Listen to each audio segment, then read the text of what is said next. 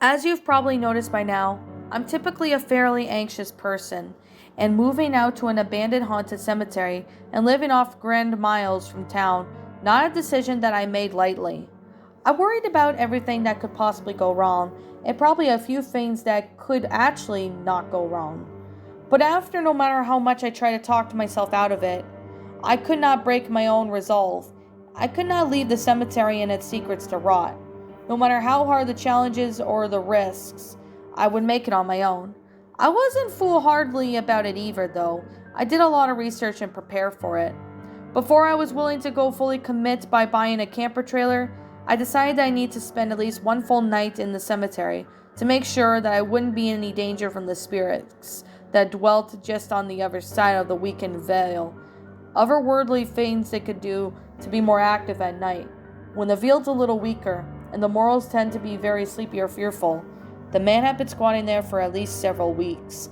But I was still unsure precautions, if any, he had taken to ensure his safety. The cemetery itself sits in the middle of the multiple forest called Harrowwick Woods, a little under 10 miles past the city limits. It's just around mile wide, 4 miles long, with a country lane named Harrowwick Mile Road slicing through the center. The cemetery is a 5-acre plot of land in the middle, just north to the lane.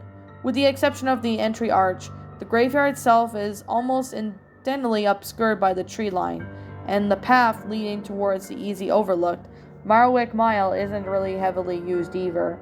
So even if it wasn't hexed, the cemetery is still pretty inconspicuous. Since I couldn't find anything about the cemetery Harwick Woods online, I combed through the records of the public library and town hall, and still came up empty. Ever since the man's ancestor made it hallowed ground, information about the cemetery and everything in it had just faded from mortal memory. If I stayed long enough, I'd probably be forgotten too. At least I am sure that existence in the cemetery is perfectly natural, since it makes sense that back in the days before the motor vehicles and local farming communities have wandered closer to the graveyard than one in town. My research wasn't entirely fruitless, however, since the Harrowwick Woods have been a long reputation of being haunted. Over there in the past 2 centuries, at the least dozens of sightings, had encounters of spirits and fairies, a legend about a horned green man that still protects the woods from development, a handful of minor cryptids, and even one account of the Harrowwick Mile becoming an infinite loop of certain times, just to name a few. Aside from the will-o'-wisps, I have yet to experience any of these things during my time in the cemetery. While there wasn't really a lot of consistency between the various alleged encounters and folklore, I did manage to find multiple incidents of hikers wandering off the trails and experiencing missing time, which is exactly what would have happened to the non-clever I found the cemetery, and there was no one else there. They just forget about it. Other than that, I was really unimpressed with the hodgepodge of the urban legends and campfire stories, and seemingly had nothing to do with the elder kin wisps or Hayden underworld. At first I thought I could dismiss them as superficial, but then it occurred to me that maybe the creatures weirder than myself might be attracted to the hollow cemetery as well. As unnerving as it was, I couldn't find a single confirmed instance of someone dying in the woods. There wasn't supposed to be any large predators living in it either. It was just a small camping ground just north of the forest, than which I remembered it actually had been a few times since as a teenager, so I decided it would be safe enough to spend the night. The cemetery was beautiful in many ways as I arrived, though not as vibrant it had been since October. Now the trees were all but bare. The leaves upon the ground had grown dull, and the atmosphere was just overall the somber and subdued. There wasn't really many people aside from myself who considered naked trees and crumbling gravestones under the dark gray skies in cordial sight, but I'll just take it over the crowded urban center in the heartbeat. I was also glad to see that the man's tent was still standing even under the evergreen tree. I had never taken it down, and thought it might only been there once before. I had deemed it suitable to spend at least one more night in there, even though I brought my own sleeping bag for hygienic reasons. I had arrived there before sunset, and started to work through sorting the man's possessions, belittle as I was, as respectfully as I could, trying to lift for anything for donation I would drop off at Goodwill, but I was somewhat taken aback at what there wasn't a single item of food left.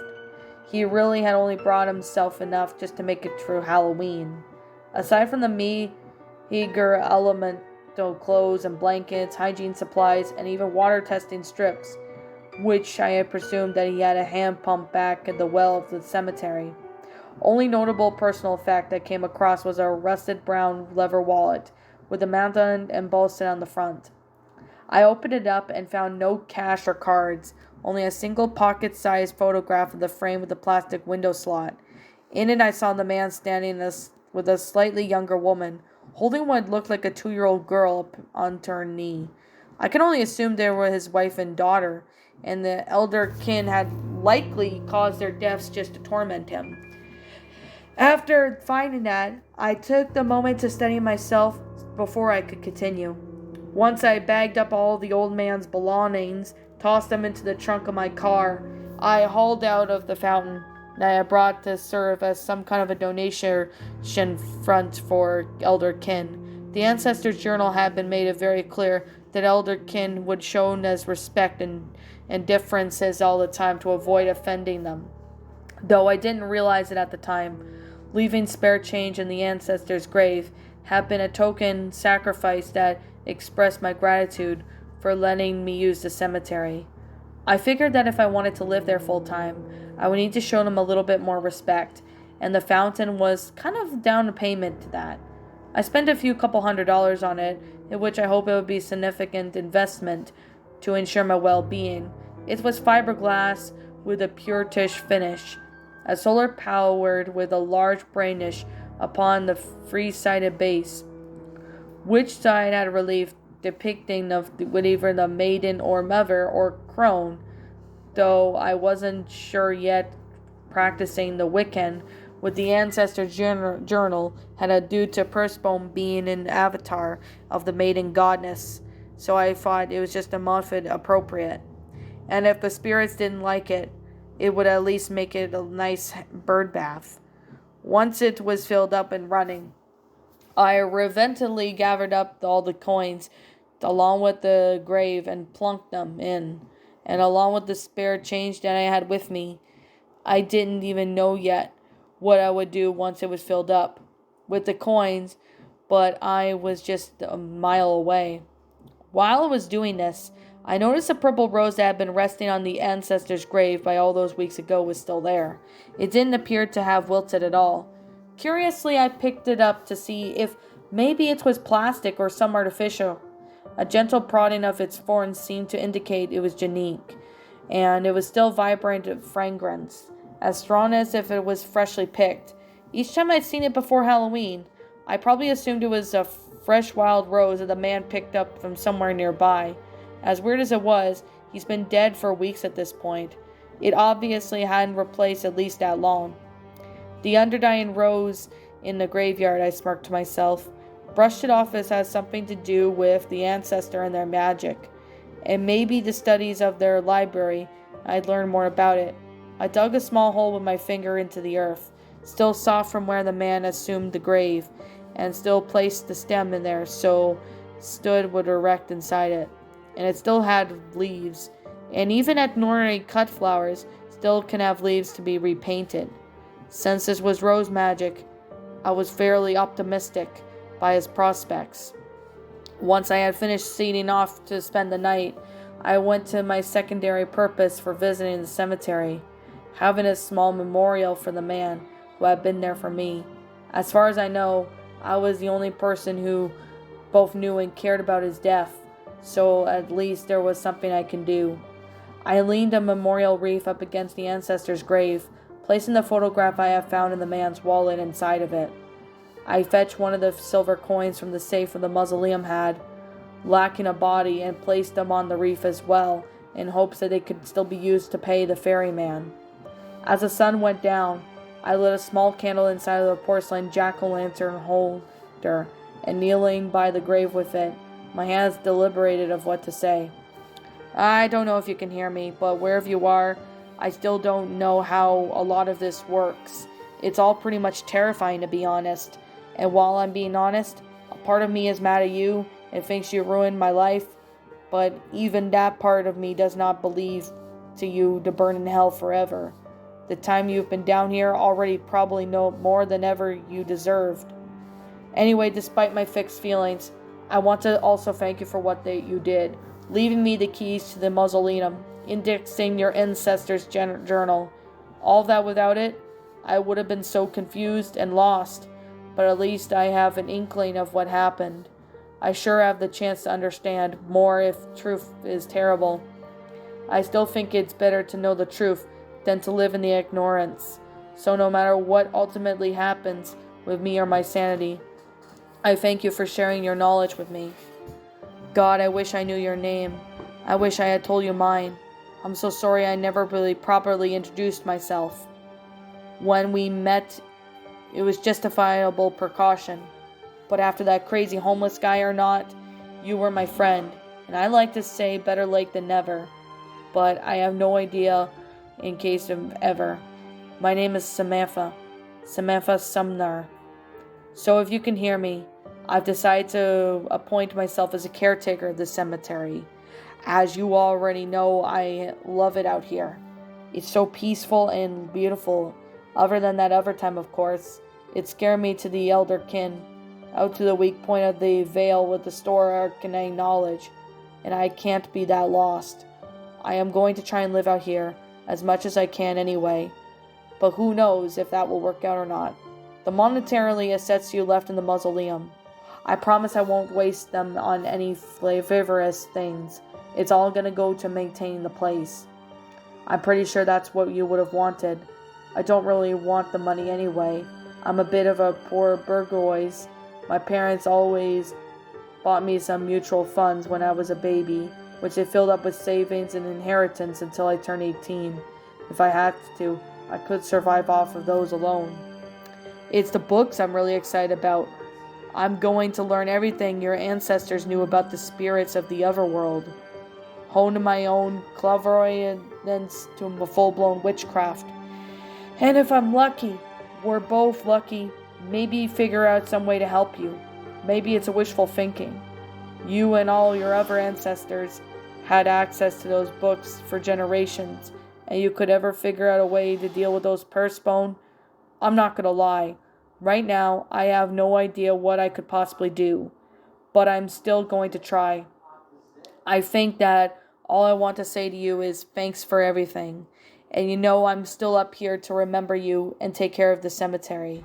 And I'll be keeping an eye out for anything that might take your entity as less infernal.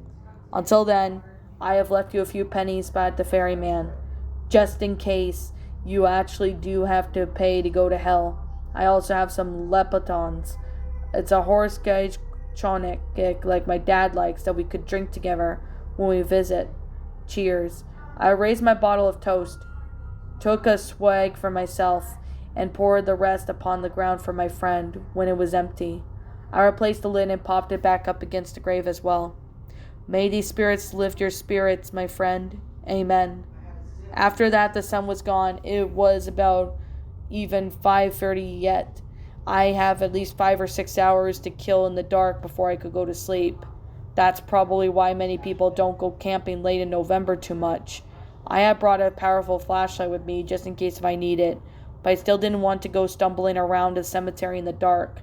If I didn't have to instead, I've got a fire going to set myself up in the canvas, folding the chair, which I didn't intend to leave until bedtime, bearing the biological necessities. I had read the book I had brought with me, listened to the download music on my phone. I ate my dinner, and quite often just sat there, quietly listening to the world around me.